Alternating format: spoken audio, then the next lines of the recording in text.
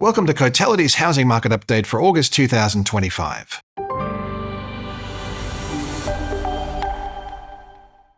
Our National Home Value Index notched up a sixth consecutive month of growth in July, following a slight dip in values at the end of last year.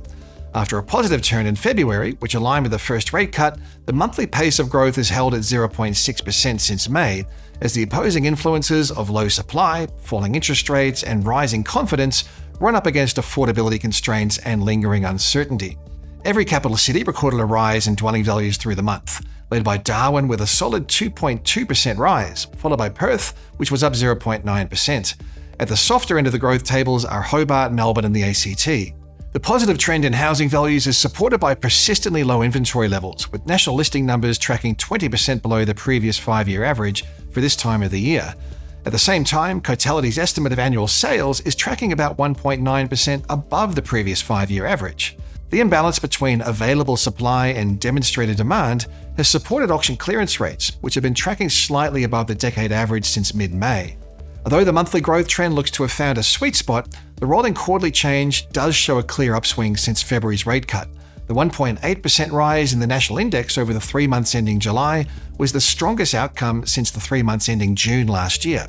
The rate of growth in house values is once again outpacing gains across the unit sector.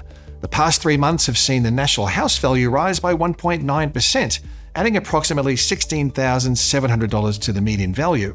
In comparison, unit values are up a smaller 1.4%, or roughly $9,700 on the median value.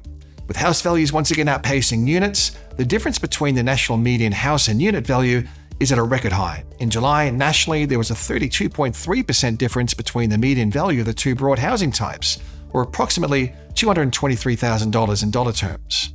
The combined regional markets are no longer outperforming, with the rolling quarterly gain once again favoring the combined capitals. The stronger capital city trend comes after 9 months where the quarterly trend rate of growth has been stronger across regional Australia.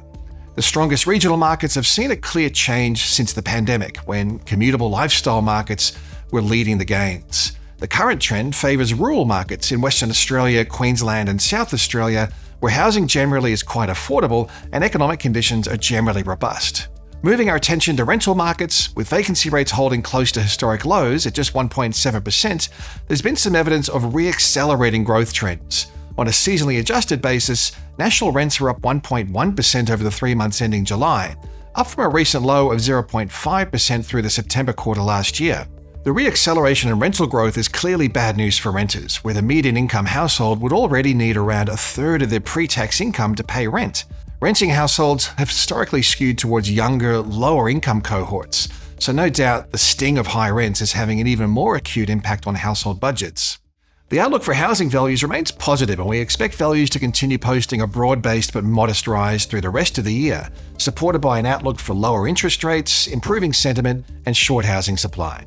The June quarter inflation outcome, with a quarterly trim mean at 0.6% and the annual core inflation reading reducing to 2.7%, which was the lowest reading since September 2021, sets the scene for an August rate cut and probably 2 to 3 more rate cuts over the coming 12 months. The housing component of CPI, which holds the most significant weighting in the CPI calculation, is one to watch, with a rise in annual inflation through the first half of the year from 1% at the end of 2024 to 2% in June, due to the expiry of federal and state energy rebates. The cost of new dwellings has also ticked a little higher, and the rental component of CPI could also see some renewed upwards pressure if the re-acceleration in private sector rental measures persists. Given that core inflation is now firmly around the midpoint of the RBA's target range, there's a clear expectation that interest rates will reduce further from here. Lower interest rates go well beyond providing a lift to home loan serviceability and borrowing capacity. We also expect to see a further rise in consumer sentiment as cost of living pressures are contained and the cash rate moves lower. Historically, consumer sentiment and housing activity have shown a very close relationship.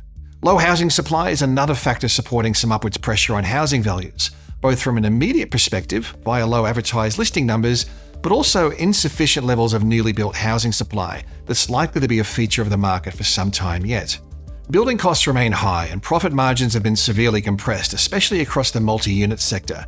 Given the mostly below-average trend in dwelling approvals alongside extended approval to completion times and competition for labour from the public infrastructure sector, it's hard to see the cumulative shortfall in newly built homes being addressed within the next couple of years at least. Despite the tailwinds, the housing market's also facing a few headwinds. Housing affordability poses the most significant barrier to a material rise in housing prices. Data to March shows the national dwellings value to household income ratio at 7.9 is just shy of record highs.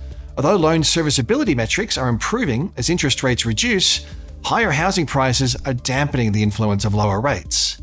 Elevated levels of household debt are another factor blocking a more material rise in home values. Recent statements from the Council of Financial Regulators and APRA make it clear that regulators are watchful for any sign of excessive debt accumulation as financial conditions ease. Other downside factors for the housing sector include the uncertainty related to geopolitical risk and tension around conflict zones, such as the Middle East and Ukraine, as well as the more normal levels of population growth that should help to dampen demand-side factors. On balance, the tailwinds of lower interest rates, higher confidence, and low housing supply are likely to outweigh the headwinds, providing the foundations for further modest growth in housing values in 2025. The coming months will be interesting to watch. As we approach spring, it's normal for listing numbers to ramp up, testing the depth of housing demand. You can keep track of all these trends and more at the insights pages of the Cotality Australia website.